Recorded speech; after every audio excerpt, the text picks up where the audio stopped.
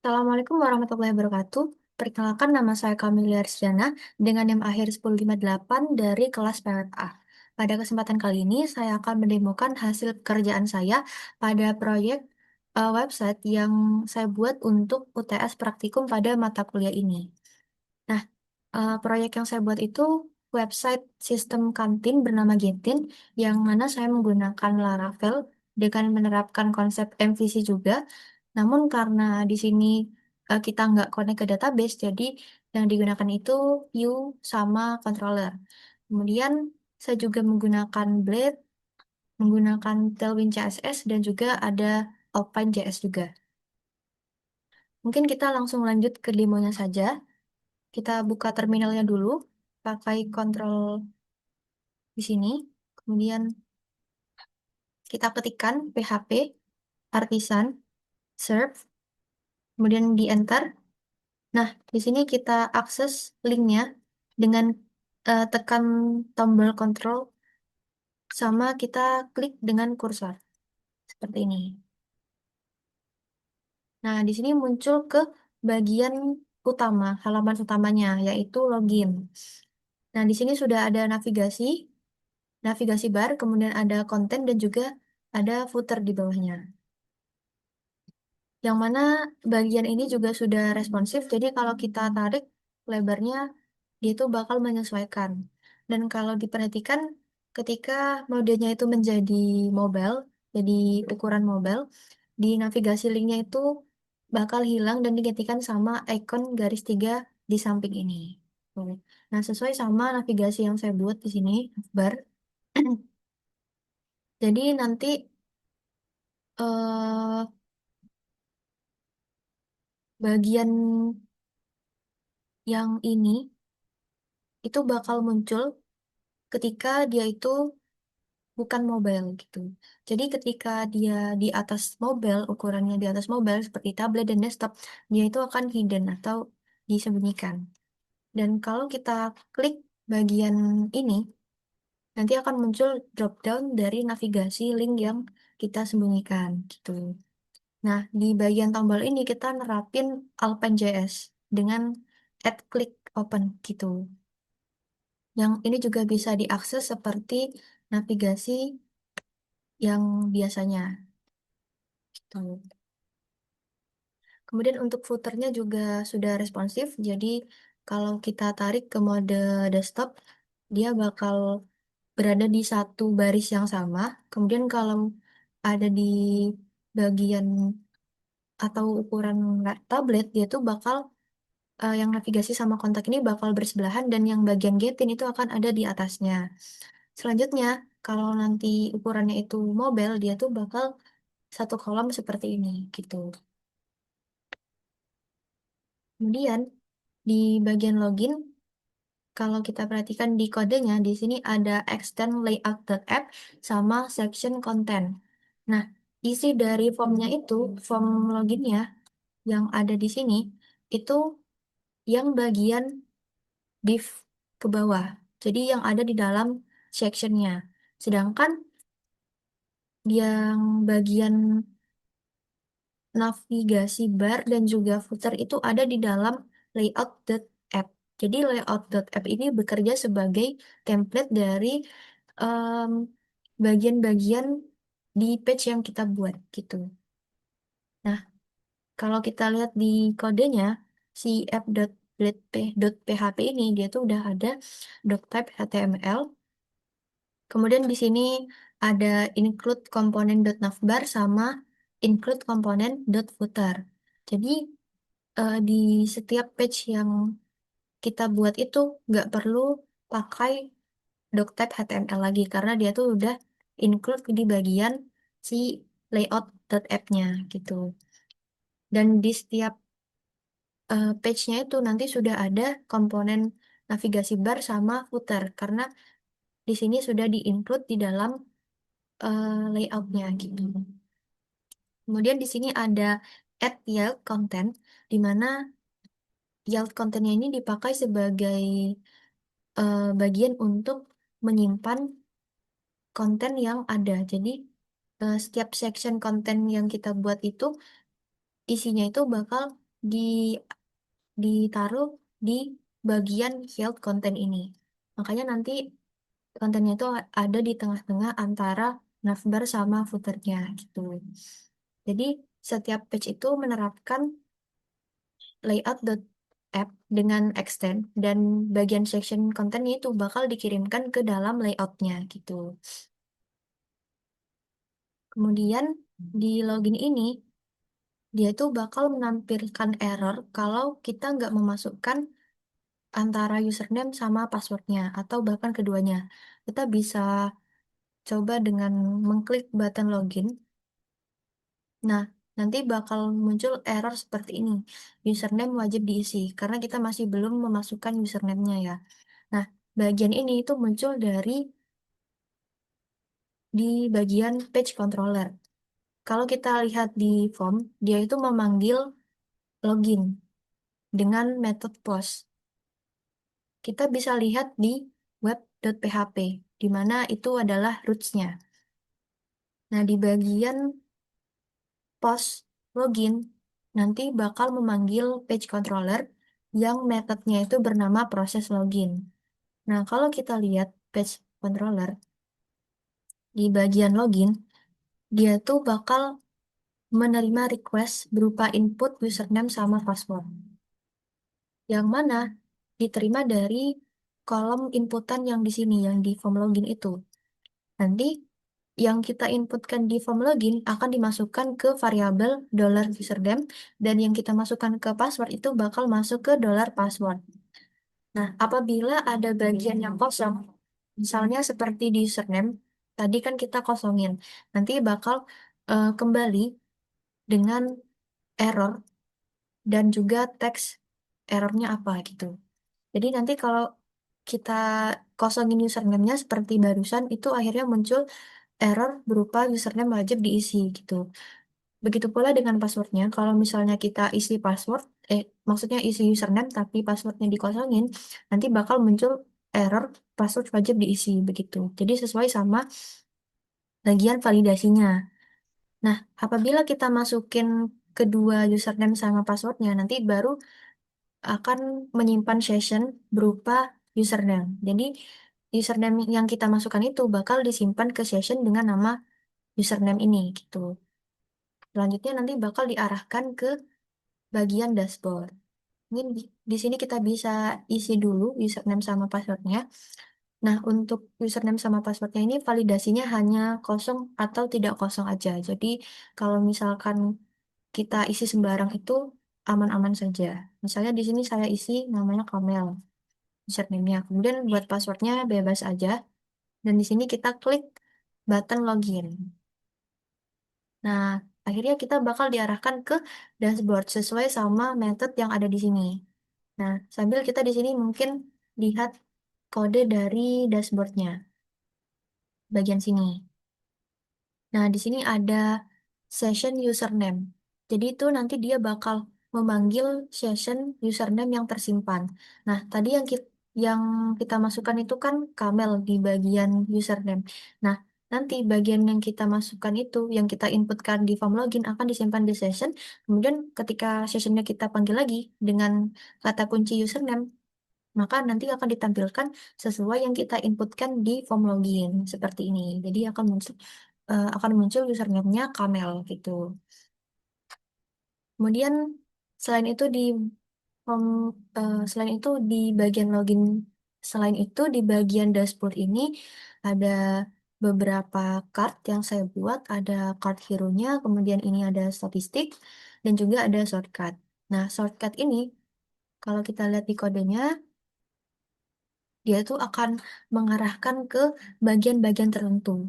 Nah, nanti bagian ini akan dikembalikan ke roots. Jadi, kalau misalkan kita pencet yang pengelolaan tadi, yang slash pengelolaan, nanti bakal diarahkan ke roots yang ini, get pengelolaan. Kemudian diarahkan ke page controller lagi dengan metode yang namanya pengelolaan gitu. Itu untuk yang pengelolaan. Nah, jadi shortcut ini bisa kita klik dan nanti bakal diarahkan ke page yang ditautkan gitu. Mungkin di sini kita coba ke fitur selanjutnya yaitu profil. Nah, bagian profil ini bisa kita akses dengan bagian ini, button profil saya, atau bisa juga kita akses di bagian foto profil ini. Nah, mungkin ini juga hal yang perlu dinotis.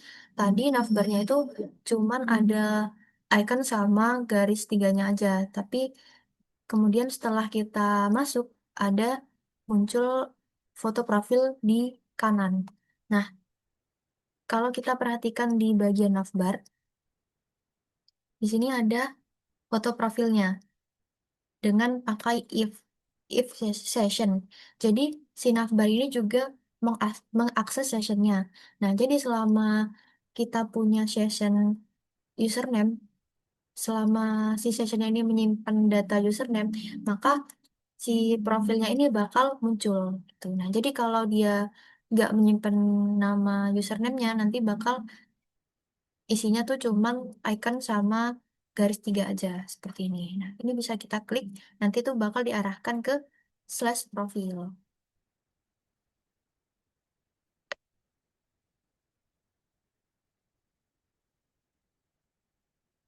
Nah, di sini muncul profilnya, ada gambar profilnya, kemudian ada nama pelanggan, role, dan juga status akun.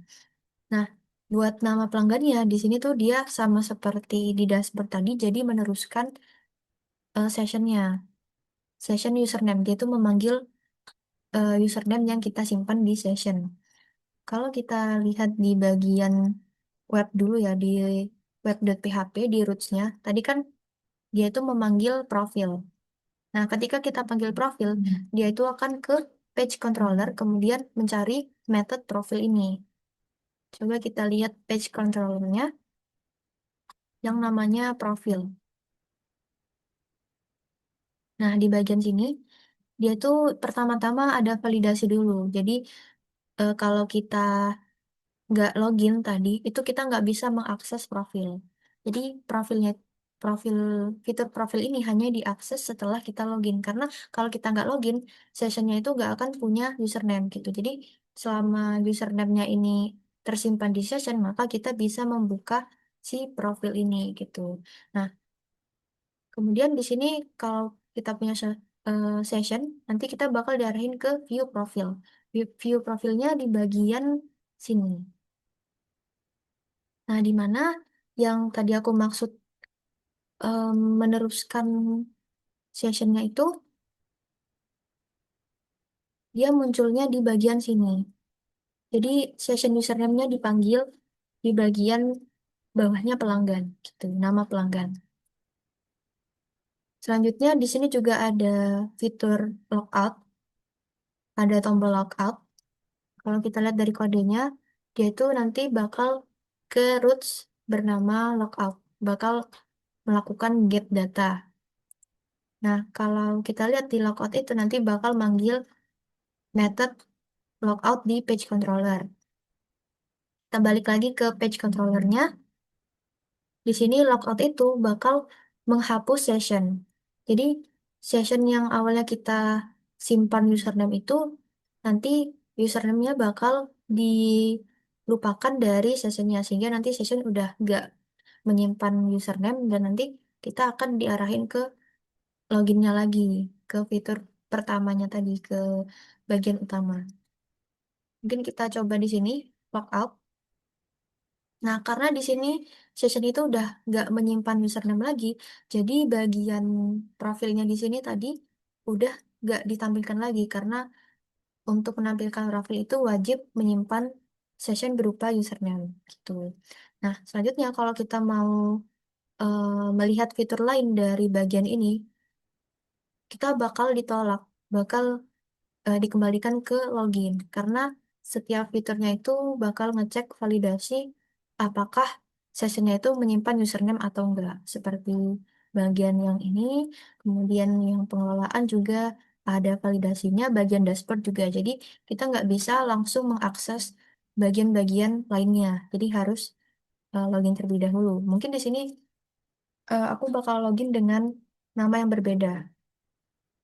Udah untuk passwordnya bebas dan kita coba login. Nah, di sini bagian username-nya itu sudah berubah jadi sesuai sama yang kita inputkan. Begitu pula dengan di bagian profil. Jadi di bagian dashboard dan profil tadi sudah berhasil untuk memanggil session yang kita masukkan. Selanjutnya mungkin kita ke fitur pengelolaan. Di sini namanya adalah menu, di mana di sini ada daftar dari makanan, minuman, dan juga ada snack. Kemudian di sini ada tombol-tombol filter harusnya, cuma di sini nggak dikasih logika, jadi cuma tampilan aja, nggak bisa diklik. Nah, untuk bagian daftarnya, di sini ada beberapa card, yang mana di cardnya itu cuma dibuat satu kali aja, dan dibuat dengan loopingan. Jadi, kita tuh cukup bikin satu buah card aja, kita atur-atur tampilannya dan sebagainya, kemudian untuk datanya itu kita looping. Mungkin kita ke bagian pengelolaan dulu untuk kodenya. Yang bagian card itu adalah di div sini sampai sampai di sini. Jadi dia itu di atasnya tuh ada loopingan for each. Jadi loopingnya itu pakai for each. Dengan di sini ada dollar menu. Dollar menu itu adalah list dari data keseluruhan. Kemudian dollar item ini adalah bagian yang sedang diakses. Jadi ada banyak list data dari menu-menunya. Nanti bakal diakses satu persatu gitu. Dengan disimpan dulu di dollar item. Nah, nanti setiap loopingan itu bakal panggil kategori, nama, kemudian ada harga dan juga stok. Nah, jadi bagian yang berbeda dari setiap kartnya ini ada di bagian kategorinya ini, kemudian ada nama, ada harga, dan yang terakhir ada stok. Sedangkan selain dari itu tuh sudah bagian dari template di kartnya. Jadi untuk bagian yang tersedia sama bagian deskripsi kecilnya ini, dia tuh emang udah dibikin sesuai untuk disesuaikan untuk dituliskan di setiap kartnya. Jadi bagian yang berbeda cuma keempat bagian ini gitu. Nah, datanya ini didapatkan dari controller ke page controller. Nah, kalau kita lihat di sini di bagian pengelolaan, function pengelolaan, ini kan diakses ketika eh, kita itu memencet bagian menu. Menu itu nanti diarahkan ke roots-nya. Roots menu itu merupakan ini, yang slash pengelolaan itu. Kemudian nanti roots ini memanggil metode pengelolaan di page controller. Kemudian nanti yang pengelolaan ini, dia tuh ngecek sessionnya dulu. Selama sessionnya itu menyimpan username, nanti di sini ada data berupa nama, kategori, harga, sama stok untuk beberapa daftar. Nah, bagian ini yang di looping di bagian pengelolaan .blade.php di view-nya. Nah, di sini kan ada em, dollar menu. Kemudian nanti setiap data ini, setiap satuannya itu bakal menampilkan nama, kategori, harga, sama stok untuk ditaruh di kartnya. Dan itu akan diulangi sampai selesai, sampai di bagian yang terakhir ini.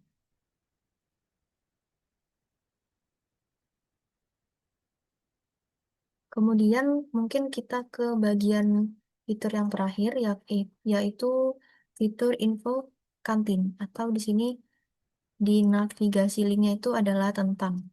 Ini cuma fitur tambahan aja, jadi ada informasi seputar kantinnya, ada beberapa kartnya, namun untuk kartnya itu nggak dibikin loopingan seperti tadi, jadi cuman dibikin satu persatu, jadi ada 3 kart yang dibuat gitu. Nah, mungkin cukup sampai di sini penjelasan demo yang sudah saya lakukan. Terima kasih untuk waktu dan perhatiannya. Kurang lebihnya mohon maaf. Wassalamualaikum warahmatullahi wabarakatuh.